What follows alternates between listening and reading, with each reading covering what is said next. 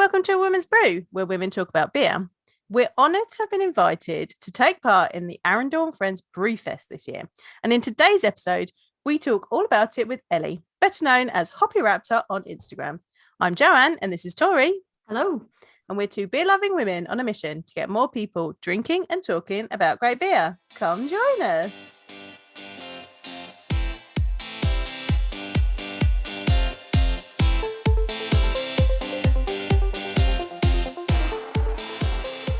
Today we have the lovely Ellie, who you may also know as Hoppy Raptor from Instagram here. Hello, how are you? Hi. Yeah, I'm really well, thanks. Thank you for having me on. Welcome. Thank you for joining us. Yeah, welcome. Do you want to tell everyone why you're here, why we're going to chat to you, and what is this delicious beer that we are all drinking right now? Yeah, so I'm Ellie, as Joe said, also Hoppy Raptor on Instagram, and I am talking to you ahead of Arundel Brewfest 2.0, yay! Which is Arundel Brewery's craft beer festival, and second time that they're running it, and I have been charged with coordinating it this year, so that's very exciting after being involved last time. I keep saying last year, but it was back in 2020 and I felt like we just lost a year. It feels like last year, but we're just ignoring all that other stuff. Yeah, so January 2020 was the last one, and I was lucky enough to be one of the Instagram beer curators at that one, and then I got brought back on board to this to kind of bring the whole thing together this time. So yeah, and it is in 4.5 weeks. So, countdown is on. It's going to be my first one of the season as well. I'm really excited. I made a reel. I made a TikTok. Oh, I love it. I want to make a TikTok. And I'm not going to say it's the best highly produced thing I've made in my life. No, but I was like, what can I do? And then I heard that song in passing and I was like, that's the one, guys. That's the one. Yeah, no, it was great. And I loved, Joe, I loved the hiding the marigold can in the bushes. It was really sunny. And I was like, I need to go put my marigold can out in the flowers and go find it. Quick, while the sun's out. Yeah, no, fully appreciated that. Yeah. No, it's great. So, yeah. Super excited about it. Super excited. What do you do just for anybody that is curious? Like, what do you do as part of your normal day job when you're not doing sort of festival stuff? So in my normal life, I am an archivist, and at the moment I'm working for East Sussex County Council in their archive, looking at policy and procedure around inclusive cataloguing and managing offensive language and outdated terminology in catalogue metadata. Oh, super interesting. That's really interesting. I don't know why I didn't expect like all of that, and when you said it, I was like, wow, that is really, really interesting. Yeah, it is. It's really, really interesting. It's it's also quite a lot, but it's really good. I've been an archivist for like 5 or 6 years now, and this is the first role I've had that's been more policy based rather than actually actively with the stuff. But yeah, it's good. Cool. And so I think we're all pretty much sipping on this tonight, which was the coffee stout that luxuriate in your own juices. I liked the name. It made me smile. It made, especially with the label. Yeah. I loved it. I am taking full credit for that name. Yes. I think it's brilliant. And the happy little coffee bean on the label, if you're watching the video, it's really great. I really do need to give a shout out to Jordan, who's the designer for the festival. He's designed all of our collab artwork. Yeah, I was going to say, I've got some of the other ones. If you're watching the video, there's the Belgian blonde, the You're in an Animate Object, which is great. And then there's the Marigold Ghost. Yeah. And the labels are all really, really, really brilliant. He's done such a good job. He's at jord.designs, I think, on Instagram. We'll link it. We'll link it. We'll link it. jord.designs. And he's just done such a great job, and he creates all these really fun little characters, and it's just been really nice kind of playing around with that. And this was a collaboration with Craft House Coffee, who supply coffee to the Brew House, which is the brewery's tap room, and general kind of like awesome cafe kind of fun space in Arundel. So it's great to do a collaboration with them. So we're drinking this now because we're really lucky. But this one, if I'm correct, is only going to be available at the festival. Am I right in saying that? Yeah, ahead of the festival, it will only be Yeah. available at the festival. So if people want to try this, they better depending get on their what- tickets. Yeah, so if you wanted to try this and the Marigold goes, then they will only be available at the festival, and then depending on what's left, they may very well go to a few select places, but just don't know yet. Well, it's the gamble you take, isn't it? Yeah. It's like, do you want to miss out on it? Do you want to take that gamble? Yeah. At the moment, we've discussed before we started recording, but basically we're sold out now. We'll say we as if it was like we've all done this. It's like when people talk about like sports and they're like, oh, we played like really bad, or like we played really. That's how I feel. I'm like, we sold out the festival for the Saturday, and at the moment there's only tickets for the Friday, so don't know how many are left. But if you want to get in on this and you want to try this, like, go and get your tickets. What time does it start on the Friday? Am I right? It starts at 5:30? Yes, session on the Friday is 5:30 till 10, and then 12 till 4:30 on Saturday, and then 5:30 till 10 on Saturday as well. So that's perfect. So even if you're coming just for, the Friday night session, it's, if you're not too far away, I mean, that's manageable to do if you sort of even just take an hour off work. You don't have to take a whole day off work, because it's not one of those sessions that are going from, lunchtime, and it really requires you to take an entire day off work. So definitely look into that. We'll put a link in for the tickets anyways. I'm sure like we've all shared it on our pages as well, and we'll sort of recap that later. But thought you could maybe share a bit of the history of the festival. If that's like when it started, how did it come about? How did they decide that they wanted to put on a beer festival? Yeah, sure. I mean, I guess when they decided to do the first one that was in January 2020, they started thinking about that, back in 2019. And I think it was just because beer festivals are super fun. They're a great way to kind of, they're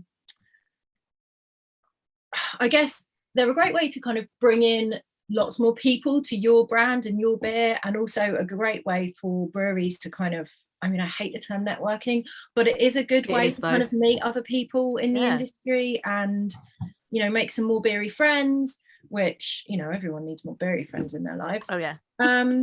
And they were keen to do a festival, but they wanted to do something a little bit different. So they had the idea of bringing Instagrammers on board as kind of guest curators.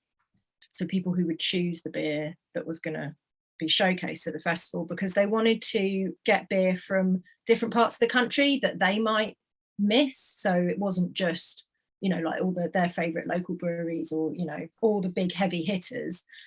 They wanted to kind of tap into what people were actually drinking, kind of like boots on the ground type thing. So a bunch of Instagrammers were approached, and got a load of beer together, and each of us got to like run our own bar and pour the beer for our designated breweries, which was great. It was a load of fun. It was really, really great. And they had always planned to do it again. But then obviously the world went nuts, and I don't know what you mean. I mean, it was like one of the last things that happened before lockdown, wasn't it? Yeah, it was. Right, it was January 2020. Yeah. So, and then a month after that, I went to Cloudwater Family and Friends, and then the month after that, nothing. It's got to be so stressful, because I mean, you're right in the sense about the networking, because I think Joe and I sort of briefly discussed it when we did the episode about festivals that we did before. We talked about Bigfoot, and I was talking about my experience at Bigfoot, and that was the first beer festival that I had properly worked at. Mm-hmm.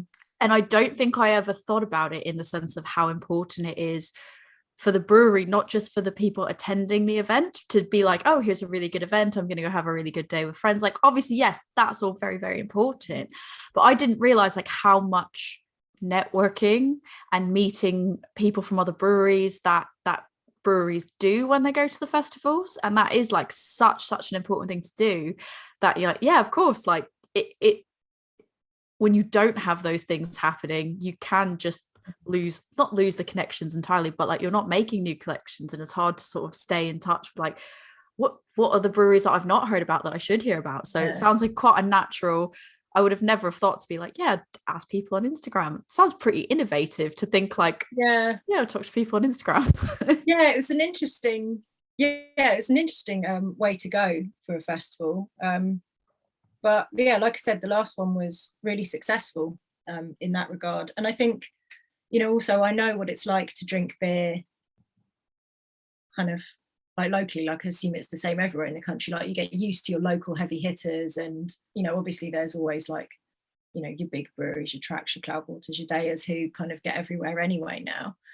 But it's really nice. I like going to beer festivals in different parts of the country and going to different areas to see what beer's local and what's good up there. So it's really great, like that you guys are bringing Full Circle, for example. Like rarely see Full Circle beer down here because it's a million miles away. So it's super exciting to have them pouring in the same, with like some of the Birmingham based ones that Kimberley Craft Beer Pinup's bringing, like Attic and Glass House. So it's just a really great opportunity to kind of showcase a lot of beer that doesn't really make it to our sleepy corner of West Sussex.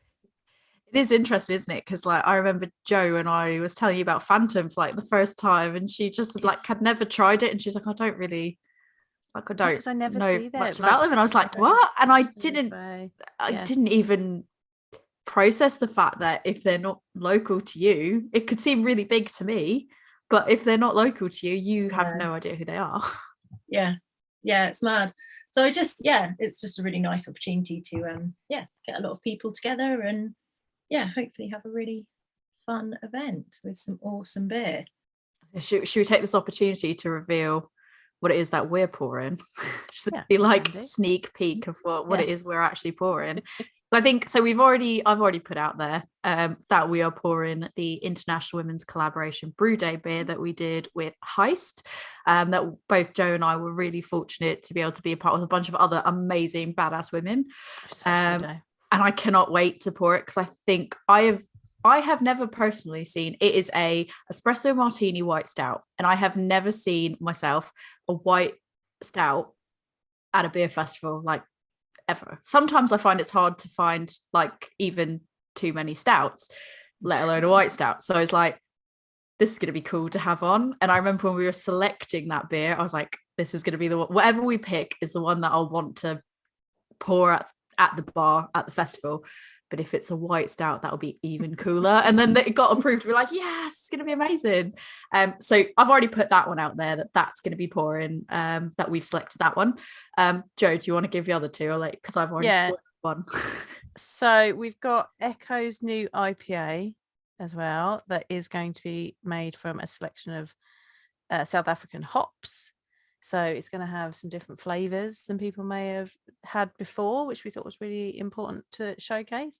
For Full Circle, so we've got Full Circle, and we're going to have a black IPA on. I think partially because we just thought it would be really funny to have a white stout poured with a black IPA, but also because black IPAs are amazing. Yeah, she literally messaged me and she was like, "These are the ones that Full Circle can give us. I don't want to influence her." And I'm like, we're going to go for the black IPA, aren't we? And she's like, yeah, because the black IPA and a white stout are just funny, right? So what happened is I said, I've got a list of things that will be available. I don't want to influence your choice. I want it to be a choice that we've both made. Here you go. Which one would you like? And she went, black IPA ? And I went, is that your final answer? Like, is that what you're saying? And then I was like, because that's the exact one that I pick. And I went and think of how funny it would be, how messing with people's minds it will be when they get a white stout and then they go and they get a black IPA and they're like, what is happening here? And then she's like, that is pretty funny. And then we're like, but also I think it's going to be a really killer black IPA. And I don't know if anybody else is going to have anything similar to that. So there are no other different. And there are no other white stouts. No, I was absolutely thrilled with your selections because I'm a huge black IPA fan as well. So I was absolutely delighted. And white stouts completely mess with my mind. It messes with a lot of people's minds, and some people are just like, I don't like it, and we're like, fine. They're like, I don't like it because like it confuses me. I feel like what I really want to do is sit down with you guys and with Heist, because I think is Rachel coming? Rachel, so we're hoping someone- Rachel is coming. She said Yep. if she's not, somebody else will, but we're hoping Okay, she cool. will, so that she can be alongside us. Because I feel like I really need to just sit down with you guys and be like, right, talk me through it. Talk me through what And is Rachel's happening the best here. person to do that because she did all the test batches and everything, and we got to sample them. we did. We got to sample the Nice. test batches on brew day, and it was really good. cool. It was Yeah. really good. And she also is like another person who really appreciates like playing with flavors and Yeah. styles that like you shouldn't, not that you shouldn't, but what people are like, oh, you shouldn't do that. She's like, I'm gonna do it though. And she made like a strawberry one. That was a strawberry white stout. Called, it was supposed to be pink bro because it was meant to come out pink and it didn't, but it tasted really, really nice. Right. And yeah, so we had every faith that if anyone could pull off a white stout, it would be Rachel behind the helm. So Nice. Yeah, I can't wait to try it. No, I'm super excited. Yeah. So when it comes to, you mentioned obviously you've done all these like different collaborations. There's the artwork for all the collaborations. This is one of them. And you have Instagrammers on there. How do you go about the process of selecting who you want to be a part of the festival? So this time around, it wasn't a given that we were going to have Instagrammers back,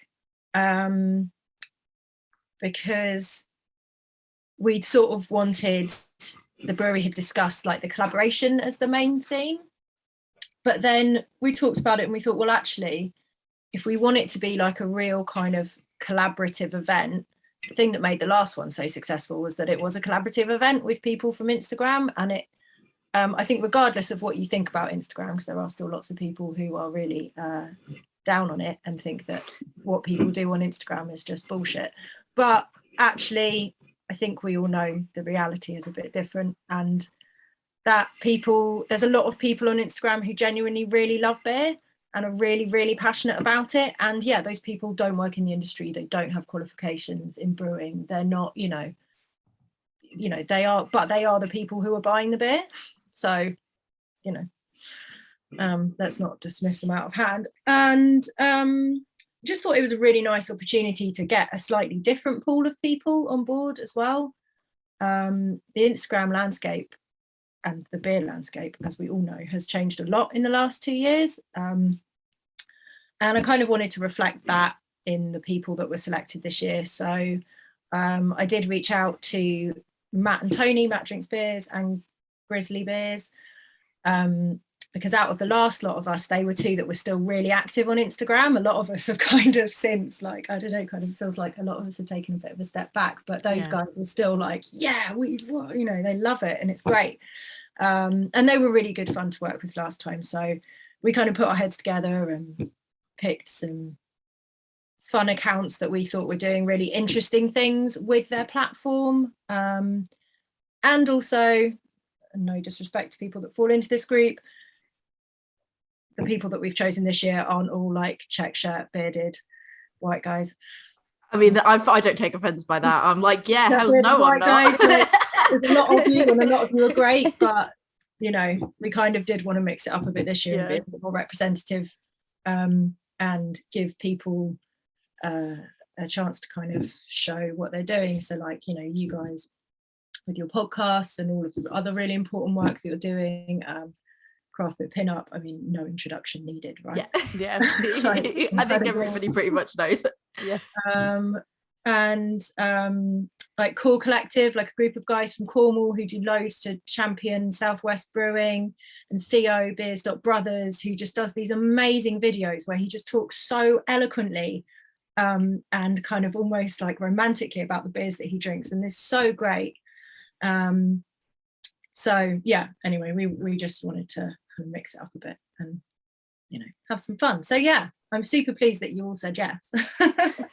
I think I was on holiday and like Joe messaged like, oh, we've got a request to like do this, and I was like, yeah, that'll be super cool. And I was like, is this real? Did this actually happen? She's like, yes it did. Yes, and I was like, this is probably one of the coolest things that's ever been asked. So yeah, 100%. That's great. So it's going to be really cool. It's going to be really fun, I think. Yeah, Sammy, Hop Sauce Sammy, I was listening to your episode earlier. So he's coming as well. He's yeah, got a couple of breweries pouring, and he'll be bringing his magic sauce. Love it. Oh, I actually love it. Tori will be so all much. about it. It's like her two favourite things. Yeah, beer and hot sauce. I've met him before at a festival, and yeah, he was like so nice. And then just talking to him again for anyone that's listening last week's episode. Yeah, he's just a really nice person, full stop. And his hot sauce, like how he makes it is just amazing.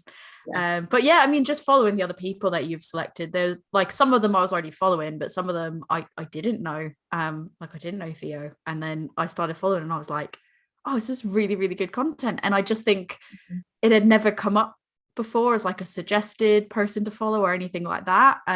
So I was really pleased to like start going through and be like, oh, who else is going to be there? Okay, yeah, follow them, check their content out. And there's some really like strong content being made, and his being one of them as well. The like his stuff's great, but like generally across the board, like the quality of stuff people are putting on the internet now is just so much better. Than it used to be. So yeah, it's great. We had a lot to choose from, and it's been really fun kind of seeing the beers and breweries that you guys are choosing, and I can't wait to see it all come together. I feel like it's just gonna like having that sneak peek of like the type of brews that are going to be there, like the lineup of what other people have selected.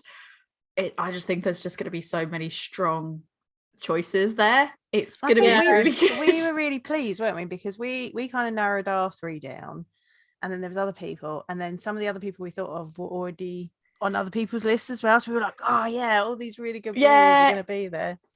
It was so tough because we kept being really like, hard. we really like this brewery, or we really like that one, and we can only pick 3. And we're like, all right, what are our 3 going to be? It's gutted, but these are the 3 we're going to go with. And then like, I think it was like 3 Hills, for example, was one. And we were like, someone picked 3 Hills, so we still get 3 Hills. Yay. Yeah, exactly. Yeah, you don't get to pour them someone else. Yeah. Well, like you picked Echo. Like, you know, you guys got Echo, but I think Kimberly and Theo both picked Echo also. I feel bad, but we also got on there fast. We were like boom, choices made. We're done. I'm really pleased to see Time and Tide are going to be there as well, because like, I feel like not enough people know about them and how good their beers are.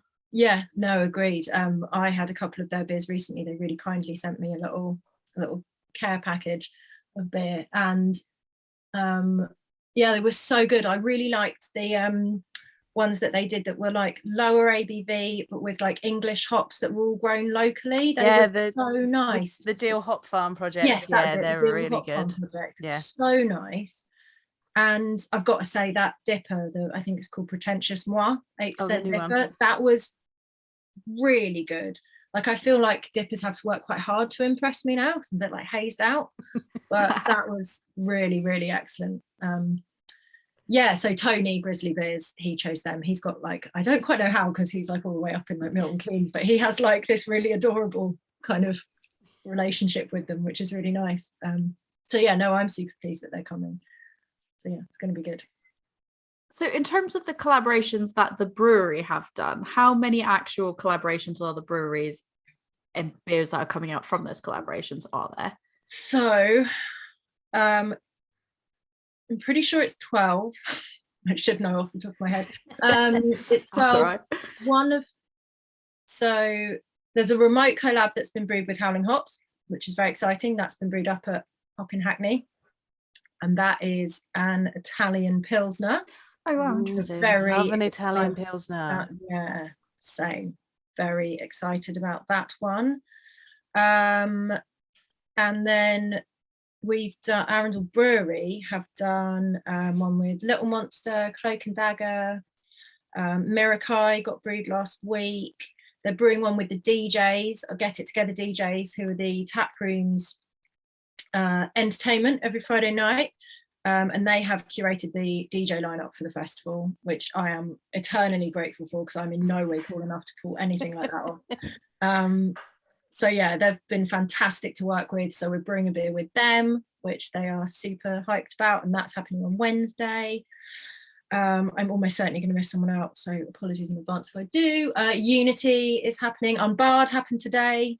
That's going to be a crazy, fruited, monstrous thing. Amazing. Love it. Say no more. Fruit everywhere. It's a sour IPA coming up with Unity. Nice. Yeah, Mirakai with all the oats last week. Of course. With all the oats. Yeah. All of them. As if it was going to be anything else. Ollie the beer wizard. Yeah. So, Ollie with his oats. That's what you should call it. Ollie with his oats. And way back in January we did Emperors and Sussex Small Batch. Amazing. Yeah. I mean, if it's not a stout from either of them, I'd be shocked. It's a hazy double IPA brewed with It sounds spot on for exactly what they always do. West Coast. No, it's a super straight up, like no adjunct stout that is really kind of thick and oily and like viscous, loads of really like dark sugar, rich umami kind of flavors. Nice. Yeah, it's really good. And there is some aging in barrel as well, which you might have to wait till the end of the year for. But gotta let that do its thing. Yeah, but yeah, so that one's super exciting and staggeringly good as well. Some really good there's a couple more there. left to brew. Yeah, it's a pretty hectic schedule, and then we've got like the ones that we did with the people who aren't breweries, so like Craft House Coffee, the Pig Hotels. So the Marigold one is super fun. Because the Pig Hotels have this thing where they try to source as much as they can within 25 miles of each of their hotels' location. Wow. So for the brew, we really wanted to work with a product that was grown either very locally or preferably in their garden. And when we discussed this with them back in like December, they were like, yeah, not so much growing at the moment. But they did have all of these Mexican marigolds. So and cut loads of them down and froze them, and then a cocktail wizard from Bison Beer, a guy called Alex, who is just like an actual cocktail wizard, managed to distill them down into like a cordial, and that is what has gone into a fairly like straight up goza recipe, and that's created the kind of the marigold goza. So it's really interesting. Like, I've not had mine yet. I've not had mine yet. It's interesting. It's good. Yeah, it is good. I think it's just a really, really interesting. I think it works quite well with the goes base. Definitely. And it's really kind of like really punchy, citrusy. I think I was really surprised by how much citrus I got from it. Yeah. Like kind of tangerine and almost like a squash. Like you really get the sense that it is like a cordial. Yeah, definitely. It's super interesting, and really pleased that we were able to do something kind of experimental like that. Will they all be canned, or will it all be sort of like festival only, or like how is it going to work? I believe we're canning all of them apart from the Emperor's one. The Emperor's Sussex Small Batch one isn't being canned, but the rest, the plan is to can. Can is the plan. So yeah. So we'll have a nice little pack of them all. We were hoping that if kind of everything all went completely tits up, we'd at least get 6 in cans so that we could get a 6-pack, but it looks like we'll have at least 8 that will be nice. Yeah, that'd be pretty cool to sell them as a set for anyone either that can't be there or has gone and has been like, I really liked the stuff I tried and I'd like to buy it. But I think Emperors, everyone expects big things already from Emperors, but I feel like people really sleep on Sussex Small Batch. I feel like there's I feel like people just don't. They're amazing, but there's so many people that I've spoken to that have like just not known. And they're like, who they are, and I was like, amazing. He's like amazing. The king of dessert stout. Yeah, and he's just like one guy. Yeah, like it's just Jim. Just this guy. And he just like that Reese's peanut butter stout is excellent. He does a really interesting white stout, like a raspberry. Yeah. White stout. That's really interesting. I have got one of his white stouts and I don't remember which one it is, but I haven't had it yet. I have had the tiramisu that he's done, and that was really good. And I have the Reese's peanut butter cup one, but I haven't had it yet because to be fair, I probably should have it soon because I think it's probably close to its BBE by this point. But it's that thing of I keep waiting for the right moment to have it, because I love peanut butter cups. It's like my favorite like candy bars, peanut butter cups. So I keep being like, now is not the right time, and I keep putting it off, but I know it's going to be amazing because I don't think I've had a bad one from them yet, to be fair. Everything I've had has been amazing. Great. And it's all like 5-ish%, so it's all like super sessionable, and it's like it's not one of those, they're not like those oil slick pastry stouts, like it's not, you know, the Amazon dessert in a can, but yeah, they are really, really good. There's a lot for the ABV. Sometimes you can almost think like a stout for an ABV, you're thinking like, oh, how much flavor is it really going to have, like how much like complexity is going to be there, and actually there's quite a lot in the ones I've had anyways. Just really good, and it's just surprising that there's still people that are just like, oh, I don't think I've ever had anything from them. But again, like, I stouts. don't know how far his beer gets out of Sussex, really. So yeah, fair enough. But yeah, have to come to the festival to try that one for sure. Yep. I'm excited for that one now. I didn't even know that was like happening. I'm like, yes, that was going to be the one. Yeah, it's gonna be good. I want a donut stout was brewed last week. That's a Flower Pot Bakery collaboration. So yeah, that one's Have they put actual donuts in it? No, there are no actual donuts harmed in the making of the beer. But we are hoping that there will be donuts to serve alongside the beer. Amazing. So that you can dunk your donut into the stout. And now that I've said this on a podcast, I'm going to have to really try and make sure that we have to do. We always do, like, manifest it. Let's put all of our energy into that and manifest it. So yeah, we're hoping there will be donuts with the stout. When did you first get approached about like helping to actually organize the festival? Was it just this year? Did they kind of know like, oh, if we do this again in future, we want you to do it? Or, you know, what was that like, getting involved in that side of things? I don't think that I was their first choice of person to try and help them out. Well, funnily enough, at a beer festival. So I went up to Hop City last August with good old Mary Hoppins, good old Wendy, and we bumped into Stuart, Arundel Brewery owner, and some of the brew team, and we got chatting with them about the last one, and we started talking about what it might look like to do it again, and then a couple of weeks later Stuart got in touch with me and was like, so I've been thinking about things we said, and do you maybe want to come on board and help us out? And I said yes. And you're a mad person like we are. Completely mad. Did you just do the like, yeah, I can do that? Yeah. You're like thinking about all the other things you have to do, and you're like, yeah, I can do it, it's fine. I'll make it work. It'll happen. It'll be fine. How hard can it be to organise a beer festival? Honestly. I mean, right. Tell us, how hard is it to organise a beer festival, Ellie? What's the day-to-day like? Oh God, the day-to-day is I think I probably will need to like throw my phone away for a week once this is done, and just like turn it off. Not talking to anyone. Yeah, I'm not talking to anyone. I'm not looking at my emails. Yeah, no, it's fine. It's it's just like a lot of plates in the air at once. But all the key things are in place. Touch wood now. So yeah, it kind of feels like we're entering the final straight. And yeah, now that Saturday's sold out, I sort of feel like, phew, at least we've sold tickets, and that's great. So yeah, but we've had like loads of help from people, like the DJs have just been amazing, and like the Arundel team, like it really has been a proper collaborative effort. So yeah. Is there some level of you like was that a concern before Saturday sold out? Like, did you have this feeling of like, oh no, what happens if like, that's got to be a natural thing, isn't it? Yeah, for sure, because like when you're a kid and you have a birthday party and you're like, what if no one comes? Yeah. Yep. People are going to show up, but you're also still like, but what if they don't? Yeah, what if no one wants to come to this? Yeah, it was. But I think that's just like perfectly natural, isn't it? And it's always weird when something that you have been putting together kind of gets unleashed on the world, and then you're like, oh, but what if nobody likes it? Or it's something, if somebody else is doing it, you're like, oh, hands down, everyone's going to want to go to that. But when you're the one that's responsible for like organizing it, you're probably like, oh no, what if it's not this? And like people are probably going like, oh, don't be silly, of course it's going to be great. But in your head, you're like, but what if it's not? What if it's not though? Yeah.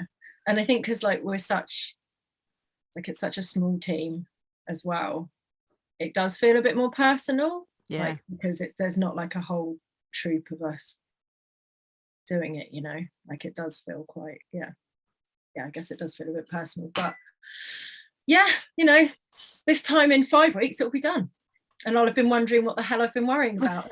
You suddenly got loads of time as well. Yeah, I know. I won't be waking up at 3 a.m. and being like, oh my god, do we have enough beer towels and buckets full of ice in case the beer gets too warm, and what's the weather going to do, and is the marquee going to blow away? And yeah. I was gonna say, like, what's the most, like, out of everything that you have to think about, like, what is the most, I don't know if I want to say like absurd, but like the most like random thing that nobody would think that you had to worry about, that you sit there and go, oh, what about that? So the thing I'm genuinely worrying about at the moment are 2 things. One, if it's too warm, and then one, if it's too cold and windy. Because if it's too warm, then the beer is going to be a nightmare to try and keep cold. Yeah, I'm already stressing out about having enough like actual like beer towels. Anyway, Yeah. so yeah, freaking out about that. And then on the flip side of that, if it's really wet and windy and miserable, then I'm concerned about how the space is going to flow inside, and I'm sort of counting on people being outside and it having a nice kind of vibe and people flow through the building. So, and also like the wind whipping up through the marquee and like everything falling over. it's not gonna happen, don't worry about it. Weather, It'll be fine. I know it's typical English But concern. yeah, the British weather, you cannot control that. So Yeah.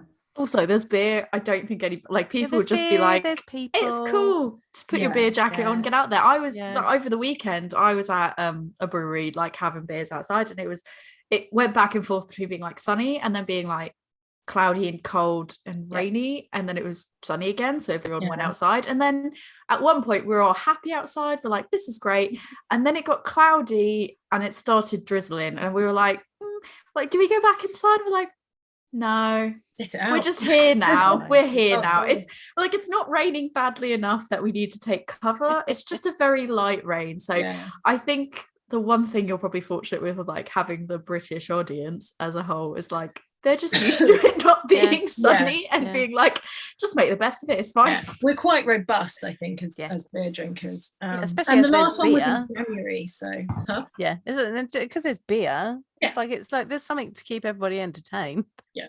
exactly. So yeah, it'll be fine. There won't be a hurricane or something. That'd be fine. But even when we were at Bigfoot, the last night, it was absolutely steaming it down, really, wasn't it? And everyone just got in the tents and listened, like was dancing to music and drinking beer, and everyone was fine. It looked like a lot of fun. Bigfoot. It was great. It was fun. Yeah, I'm really hoping I get to go back again this year, because it was really fun last year. But yeah, it did absolutely like, and then you'd have to go out to like get something, and then you'd be like, all right guys, we're going out in the rain, brace yourself, and like no one packed for it, so we were all just like, brace yourselves, find a bag if you can find one and put it on your head, and if you can't, then you just accept it and just deal with it, and you'll dry off, it's fine. So it can only go so long, as long as it doesn't, I don't know, don't worry, it's gonna be fine. Yeah, it'll be fine.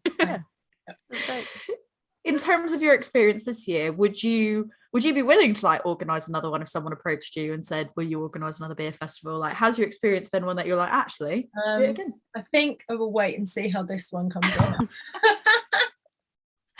Fair enough. Any advice for anyone that wants to get into the festival, the beer festival and event planning area, that space? Do you have any tips? Or it feels like a niche thing to want to do. Like I mean, I think just be realistic about what's achievable.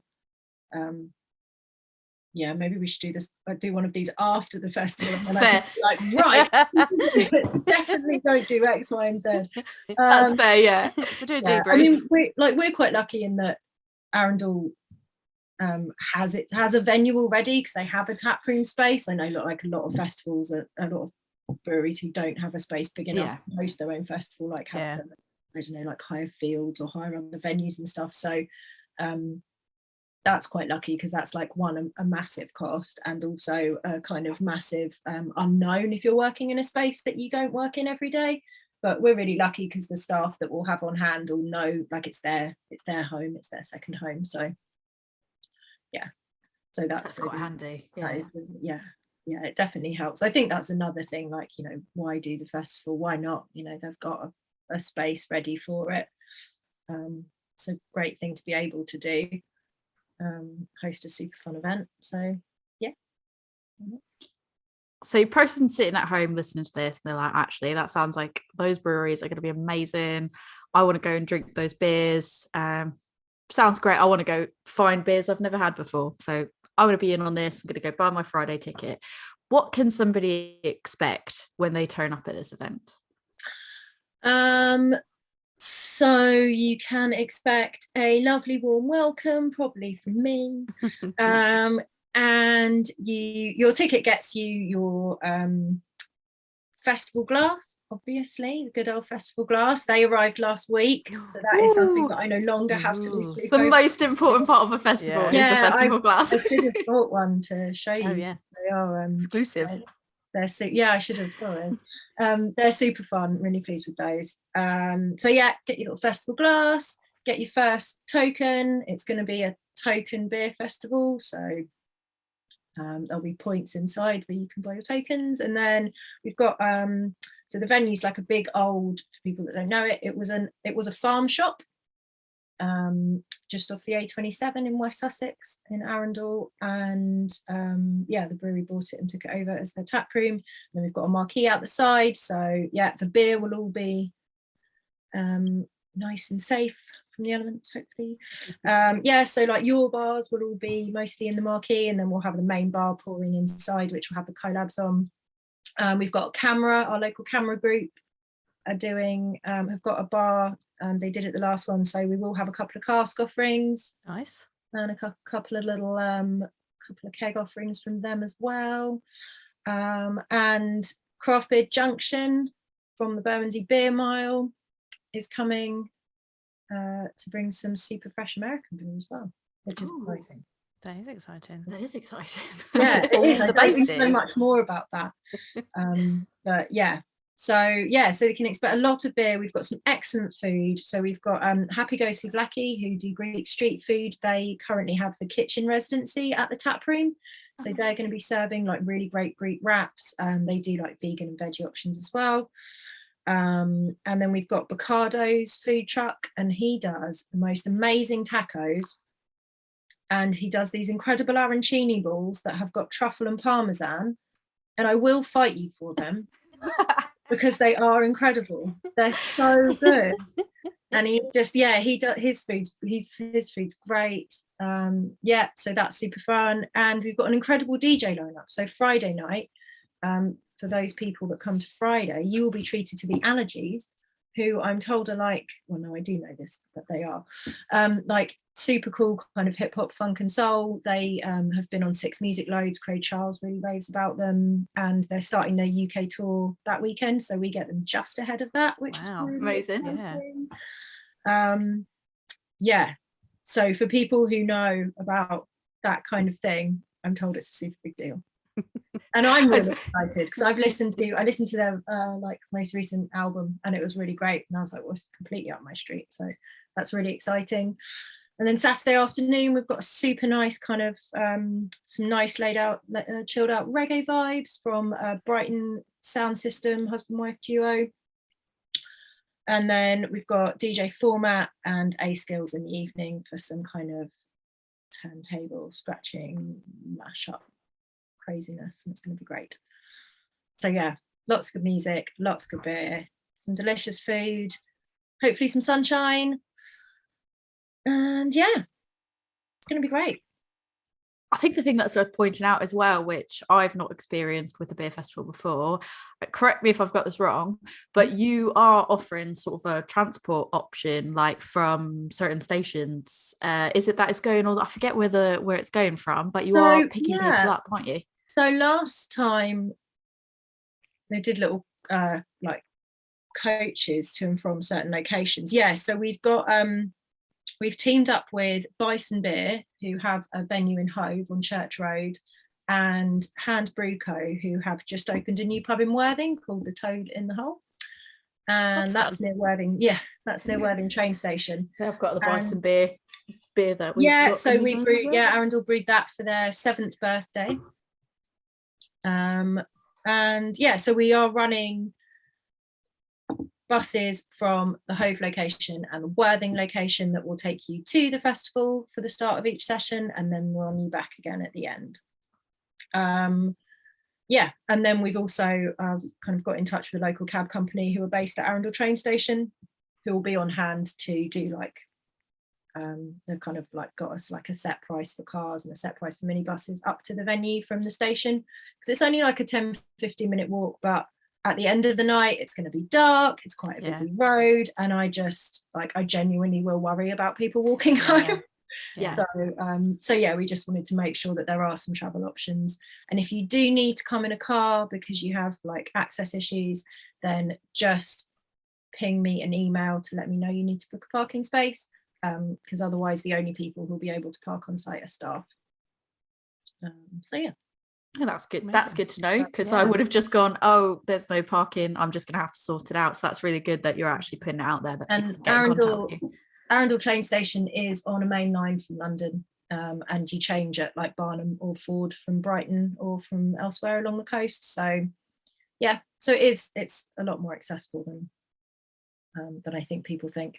But I wouldn't have realized until I sort of looked into it. I mean, I think Joe and I are staying not far away. There's some close by hotels that you can stay at, I know that, but I think that was really cool that you were doing the shuttle, because I don't think I've really seen a lot of beer festivals in the past that offer that type of option. And I think it's really cool because sometimes when you're staying at a you try to stay near a beer festival, it can be really expensive if you stay too close by. The further out you stay, it actually becomes cheaper, because people know like there's an event here, so Airbnbs go up, everything goes up. And so it's really cool that you're like, actually we're going to offer transport from here, so if that's easier for you to get to and stay at, you still have an option. You don't have to pay however much for a cab ride further away. And it's just, I think that was quite innovative. So I felt like I had to sort of mention that, because I think some people might find that really good.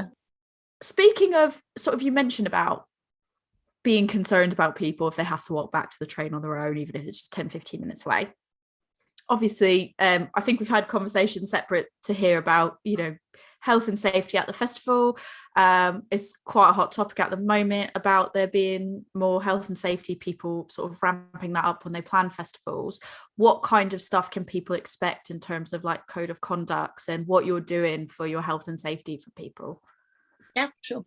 So when I first agreed to take on this kind of project, code of conduct was like one of the first things that I was like, right, we just need to get this. We need one of these.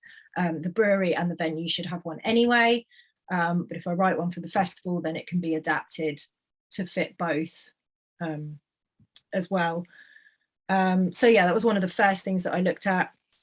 And the venue itself already operates the Ask for Angela scheme. So the staff are already kind of well trained and well clued up on what that means, and how to address that as it arises.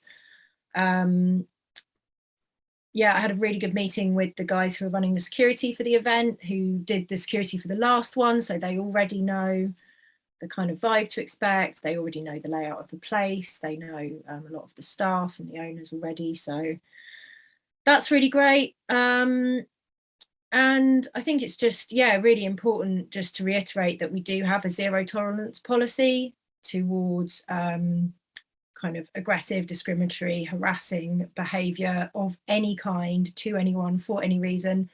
And alcohol consumption is not an excuse.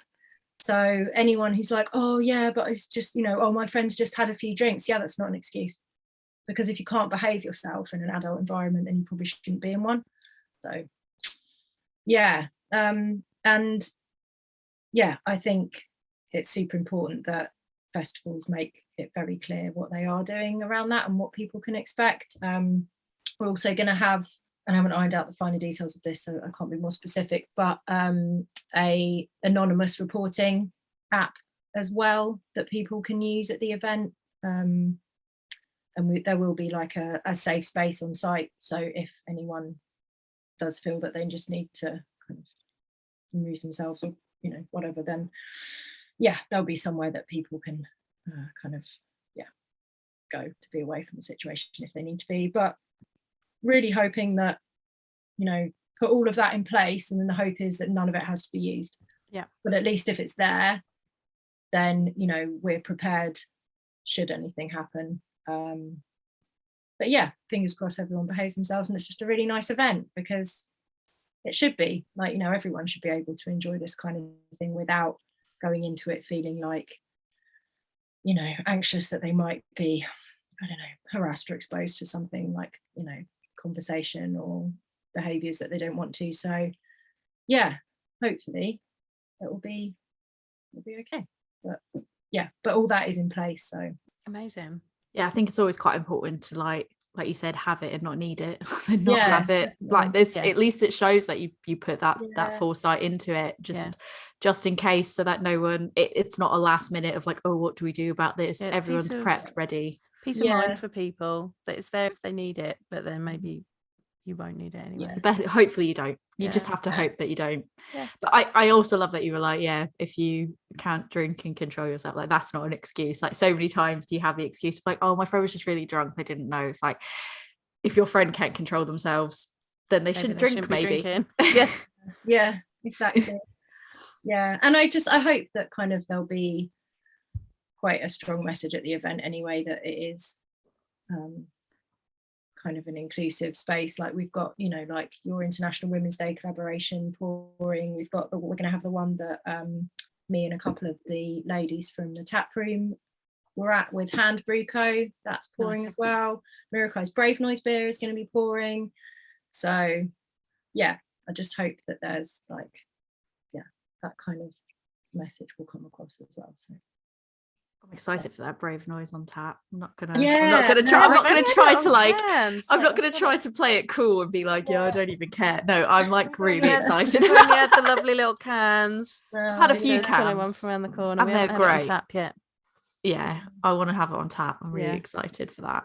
Yeah, no, I'm looking forward to trying that on tap. I haven't tried the Heist Brew Co International Women's Day one yet either, so I'm looking forward to that. Yeah. I want to try as many of the International Women's Collaboration Brew Days as I can. So it's like if I can tick some off the list while I'm there, even better. Yeah. I think a lot of them tend to like not get canned either. That's like tap or nothing. Yeah. So I know ours, for example. Yeah, well, What like we the do with Heist Heist, that's it. If you, I think you can get them like crowlered if you are nearby, but if you're not nearby a tap that's serving it, like you can't order cans of it. Is it the same with the Heist Brew Co? Is that going to be all? I think they have canned the Heist one actually. Yeah, it's round sound. I think they have canned it, but I'll be excited to try it though. Yeah, it's always nice to try stuff on tap anyway. I can find sometimes it's like different. You get like it is slightly different. I find from can to tap. Like I totally forgot when we were in lockdown the difference and the freshness that you get from a beer on tap until we were allowed to go and have one again, and then I was like, oh yes, this is what that's like. Amazing. Yeah, I was one of those people that I hugely missed cask beer. Hugely missed it. I don't think I realized how much I enjoyed it before, just like the simple pleasure of a beverage that takes a little bit longer to pour, and then you can just just watch it settle really nicely, and then you just sit down and you're like, yes, it's a pint. Missed that. I think there's also something about like festivals where a lot, for me anyways, like a lot of how something tastes in my mind sometimes, or how much I enjoy something, can be in the moment of which I'm drinking it. And I think like sometimes you can have the same beer at home, even if you say can in can, say like I've got something in can and I've had it at home, and I get something in can and I have it in a tap room or a bottle shop or something like that, but I'm around more people and I'm sharing that experience. Like sometimes I can find that actually something even tastes better just because I'm sharing that experience with other people. So I'm like quite excited to be able to like have some of these beers with some of these people that I know that are going to be there, that I know, some of which I've met in person, some of which I've never met in person. Like we're hoping Echo is going to be there. At least somebody from Echo is going to be there. I don't want to say who because I'm not sure which of them, but it's going to be really exciting to be able to be like, oh my god, in person, this is amazing. I think time and space, like where you drink a beer and who you're drinking it with, can make such a difference. Like the best 100%. Beer you ever have might not technically be the best beer you've ever had, but if the time and space was right, then it makes such a huge difference. But It's an yeah, no, I'm experience as well as a drink. So yeah. What makes you think of like, what's the memories you get when you have this drink? And it's like, oh, when I had this last, I was traveling in this place with this person and we had like a really good day, and then and it was just a really nice relaxing end of day to have this particular beer or something like that. And like you said, it might not be the best of that style or anything like that, but in your head what it's connected to makes it the best.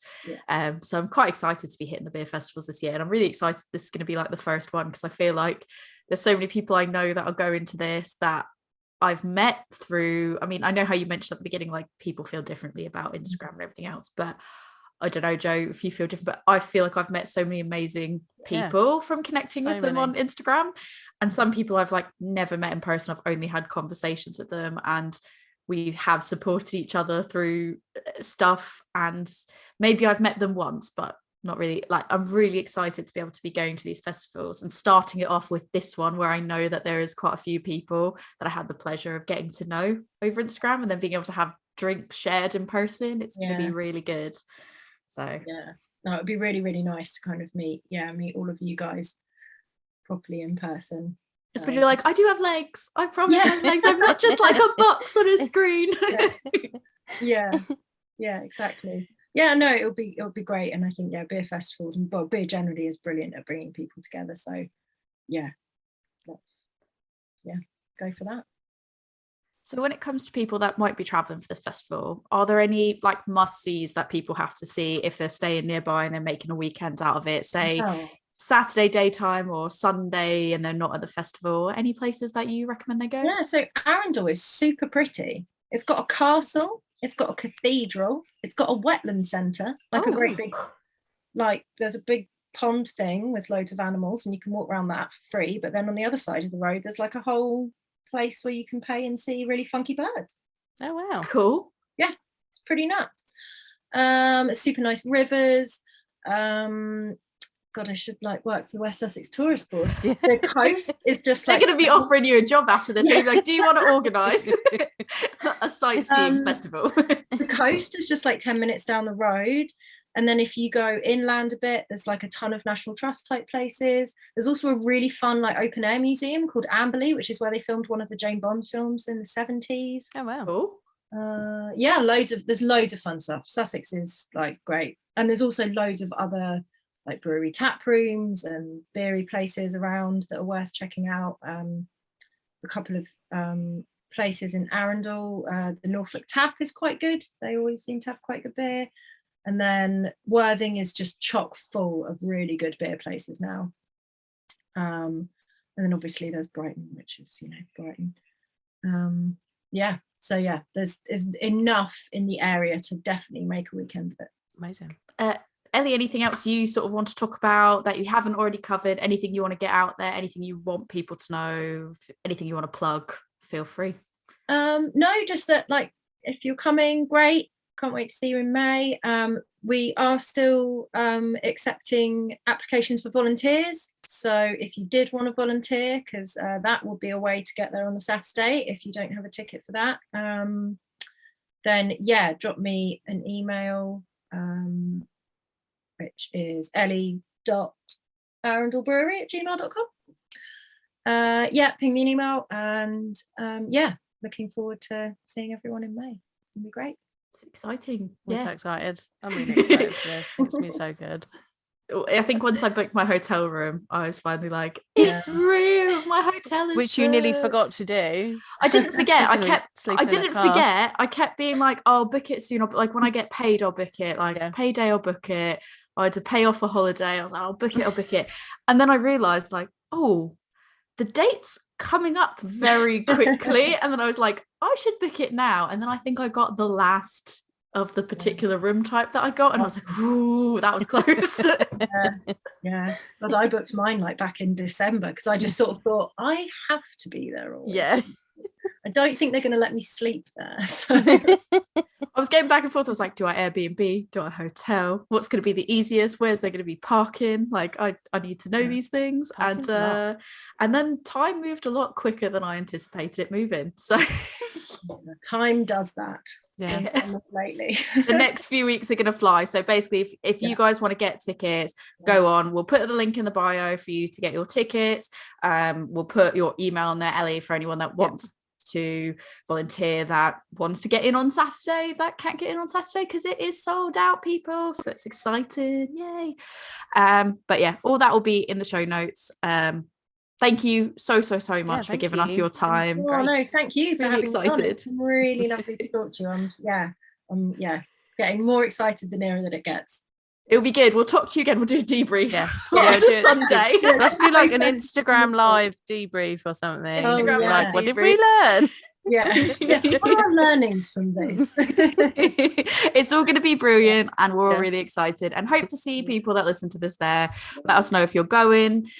Be excited. Say hi. Plan a meetup. If there's enough people, we'll plan a meetup. I don't know. I'm just throwing something out there that I probably shouldn't because I've said it.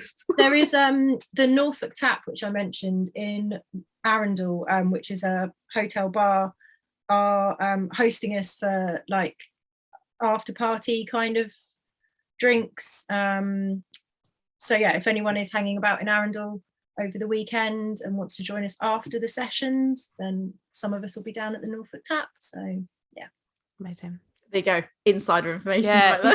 You're officially invited to the after party. Brilliant. Thank you again so much. And we're excited to meet you in person. Yes, can't wait. I'm really excited to go to this festival. I think I'm even more excited now. I think I'm even more excited now. Yeah, it was a lovely chat, and like Ellie's super nice, and I think the whole process has been really cool. And I think like something we didn't touch upon in the episode that I definitely thought was really cool as well was we actually got a lot more hands-on than I thought that we would with the curating of our bar. It was like we were told, you pick the three. Everyone has to pick something different, so we were very like, got to get our choices. Like, let's go with let's get it right the first time and not worry about too much competition and everything. And then it's like, okay, get that in there, get that approved. Happy days. Locked in. Yeah, locked in. That's good. That was easy, actually, to be fair. I think we were on the same page. I think we said this before. We were on the same page like almost immediately. It was a hard decision, but we narrowed it down quite quick. It was like, here's what we want to do.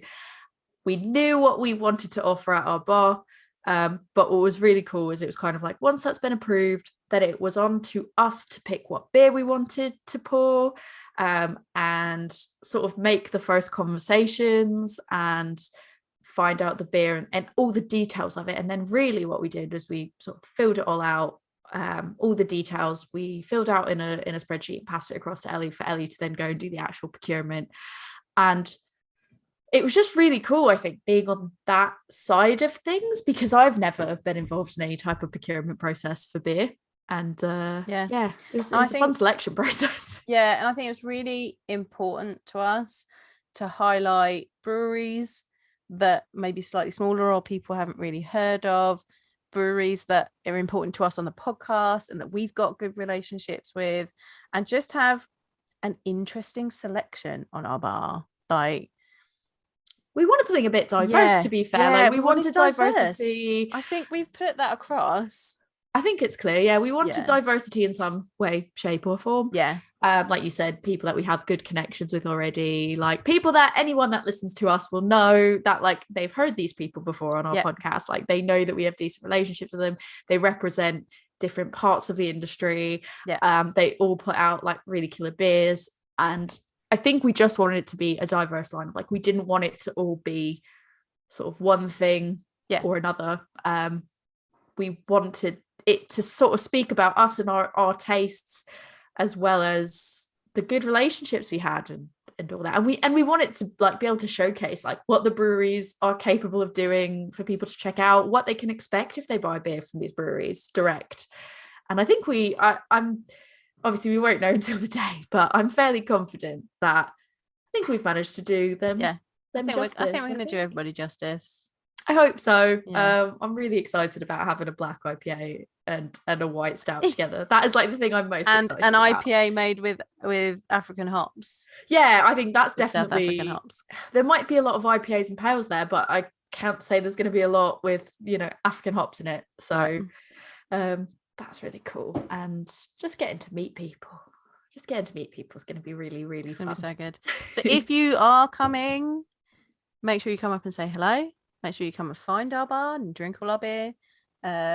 If you haven't got your ticket, go and get your ticket now. You can get Friday. You can volunteer for the Saturday. And if you want to volunteer, if you want to come Saturday, you're going to have to volunteer. You have to do some work, but it's okay because there'll be good beer and good people.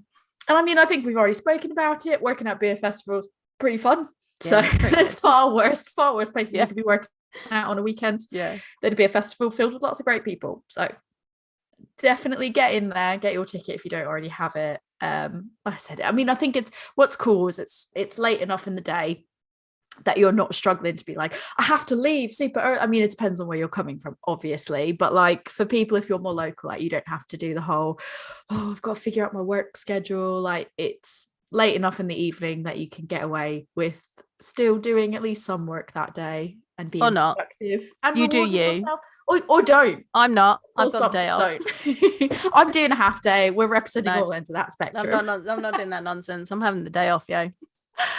Oh, it's going to be really fun. And I mean, I already accidentally committed to it, but I mean, if there's enough people going, we can have like a meetup or something. We can plan to meet. I mean, we can obviously still have a drink anyways, but if we know you're going, we can plan to meet up. So let us know. Head on over to Instagram. Let us know if you want us to organise a meetup at Arundel Brewfest. We will do that for you.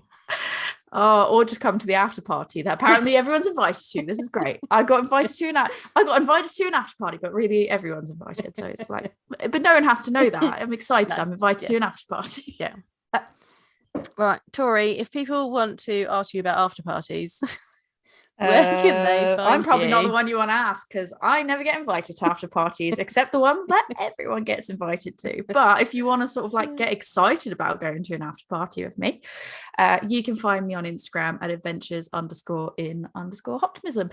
Joe, if people want to talk to you about taking a whole day bunking off of work to go to a beer festival, not bunking. I'm using my annual leave. People know that I'm off. There will be emails for me to answer when I get back. If you want to talk to me about how to plan your holiday days so that you can have a good time at a beer festival, you can talk to me at A Woman's Brew on Facebook, Instagram, and Twitter. That is pretty much the socials for the podcast. Or you can come to my beer school and learn about all these interesting, what is a white stout? What is a black IPA? Come and learn with me at Love Beer Learning.